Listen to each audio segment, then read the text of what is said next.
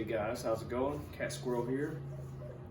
Today I want to show you how I carve my fish. I'm going to be carving a crappie. So I kind of want to take you through the steps that I go through in case you're interested and want to start carving for yourself. Show you some examples of what I'm talking about.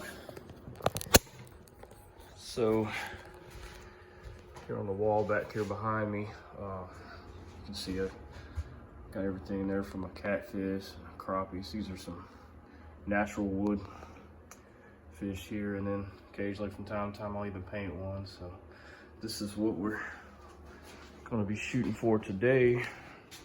We'll be making this what I used to call white perch. This is a crappie, white crappie here, and all I did was went online and just printed this off. So I like to use side images. I know a lot of people print top and side. If you got that, that's great, but I don't know, I just kind of do stuff my way, because I've never actually been trained or taken any classes or anything. I've just kind of figured this out on my own. So this is how I do it. But once I get this stencil cut out and apply it to my wood, just trace that off, cut it out on the bandsaw. But before I really start making any carving cuts, I like to measure over from my center line and then make that same mark all the way around on both sides. And that's real easy to do. I actually don't use any measuring at all. I just take my pencil and I measure over how far it is, line that up on my finger, and just follow that around. But the reason for this line is once we start carving, I'm gonna actually take from that center line all the way down to that mark. That's how much material. So this is kind of a guide to let us know how much material we need to take off. So that amount will be taken off, minimum.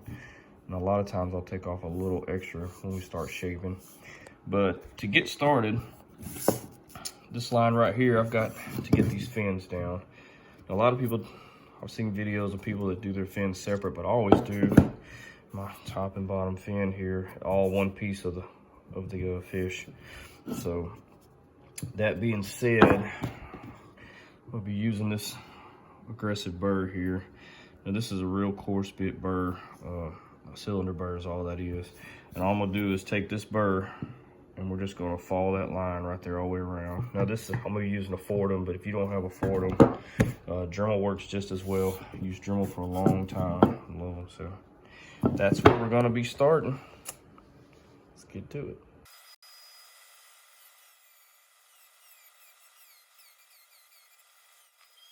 Alright guys, you see I've got this taken down to right about 3/16 of an inch. So I try to leave myself some room. So when we start putting in details in these fins, you'll have room to put the barbs and stuff in. And I always go back. So I got this little sanding drum. I always go back and kind of smooth everything out once you're done. It gives you room to be able to make your marks and stuff on there. So now what I want to do, once we got our fins down where we want them, and these probably aren't perfect. That's probably not a perfect 3/16 all the way through. I'm not worried about that. When I start shaping and detailing, I'll take care of all that then. But now what I want to do is I'm gonna go back with that aggressive burr again. My my coarse. Golly, my mind is just going. Cylinder bit. So I'm gonna go back with this now. And I'm just gonna just lay this down and start taking this material down. And like I showed you earlier, I have these lines on here. So what I'm gonna do, I'll get this on camera here, maybe you can kind of see my lines. So this is cypress wood I'm working with. So you can see the lines in here are pretty tight. What I'm gonna do is basically from this line that I've got drawn right here, I'm gonna take it from there all the way to, you can see where these boards are glued together. I'm gonna take it to right about maybe a 1/16 or so from that center line. I don't want to go all the way to it because I don't want to point there, obviously, but just almost to that center line. I'm gonna take that and remove all this material all the way around on the top and bottom.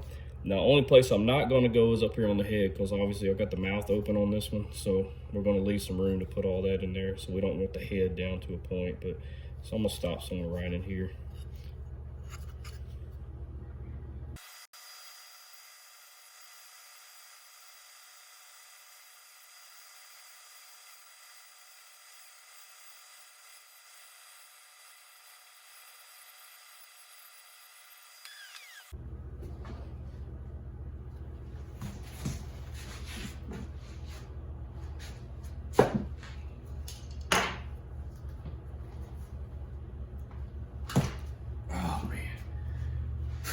So you may can see I'm wearing some safety gear. Having all this stuff blowing back in your face, I highly recommend wearing goggles. I like to wear earplugs because I've got my vacuum going, and something so you don't have to breathe all this dust. Some dust from some woods, especially if you're going out collecting your own, have bacteria and stuff in it. You don't want. Some are actually toxic, so make sure you know what you're working with for sure. But anyway, try to show you this. So I've got this side taken down right at my line there, all the way up to that fin. And like I said, you just basically just remove that material almost like a 45 all the way around. And then I left this side, I haven't done it yet, so you can see the difference. But you see here, I start tapering out and basically feather that out and get wider and wider closer to the head. That way we can put the details and stuff in the head we need. So don't take this all the way down here yet. And when we start shaping this up and getting it where we want, that's when we'll take that down. So I'm gonna go ahead and finish up the rest of this fish. All right, I think we pretty much got this fish roughed out. So we're taking this material off here. And I went ahead and used this, I think this is like a round cylinder burr, they call this, but it's rounded on bottom basically. And I used that to go ahead and shape my tail. Go ahead and get some of that curvature in that tail right there. And now what I'm gonna do is go back with a sanding disc and sand everything smooth, and probably further this out a little bit, just feather this over, and get everything nice and smooth and shaped out. Get rid of all these aggressive lines we got in here. But that's where we're at so far. All right, so got everything smoothed up with that sanding disc. Just kind of feathered this all back, so you can see kind of where we're at on thicknesses and stuff. So next thing I want to do, see I drew that hole there in the mouth. I want to make an opening in the mouth there.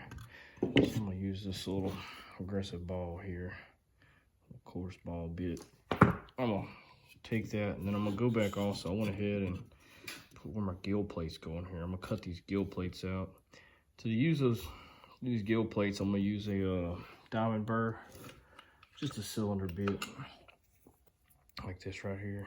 This is a pretty coarse diamond, so if you've ever got these from Dremel, they're really fine. But I got these off Amazon, and they're actually pretty coarse, so they work great for cutting. So I'm just gonna cock that sucker at an angle like that and follow that out, and then we'll flare it out.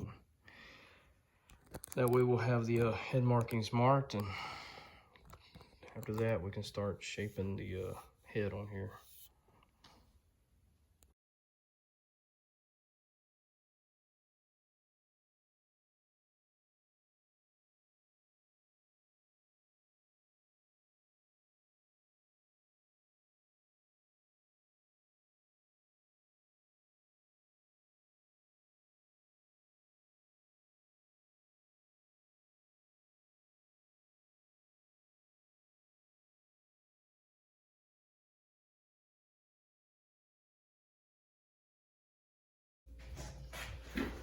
All right, guys, so knock the dust off that thing. So you can kind of see now it's starting to take the shape of the fish a little bit. Got the yeah, this phone's like on a stand, so you can see I got some of the shapes in there. You kind of sees the kind of a profile there with the mouth open. Now I'm going to change that. It's not going to stay like that perfect circle.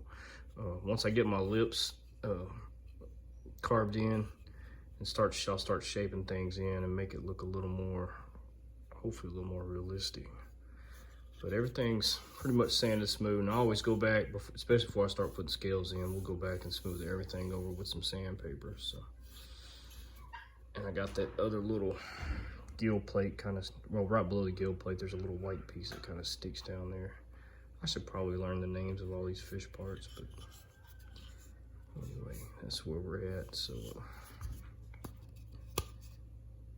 next step is going to be getting these details on these lips in, so get started on that.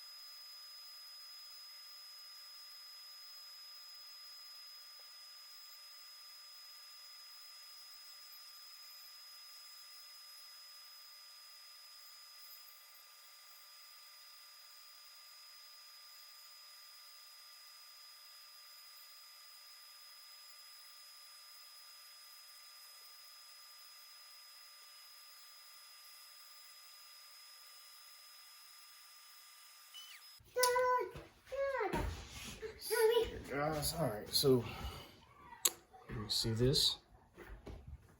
I've got the gill detail in there, and I've got the lips. And I don't know if you can see. There's on this little square part of the lip right here that comes out. I kind of got a little indentation in there. I used a ball for. I got the bottoms, and I'm gonna need that little thingy there. And I shaped that mouth just a little better, so you can see there's actually, I can stick my finger in that hole now, so there's a lot more hole to it. So, starting to look like a fish. So, next thing I want to do is take some sandpaper, just by hand, and I'm going to sand everything down just as smooth as I can get it, and clean everything up. After I get through with that part, I'll be ready to start working on my fins, getting the details in the fins. You having fun? Yes. Yes, Daddy. Yeah. Dad, I'm a good job. 1, 2, 3, 4.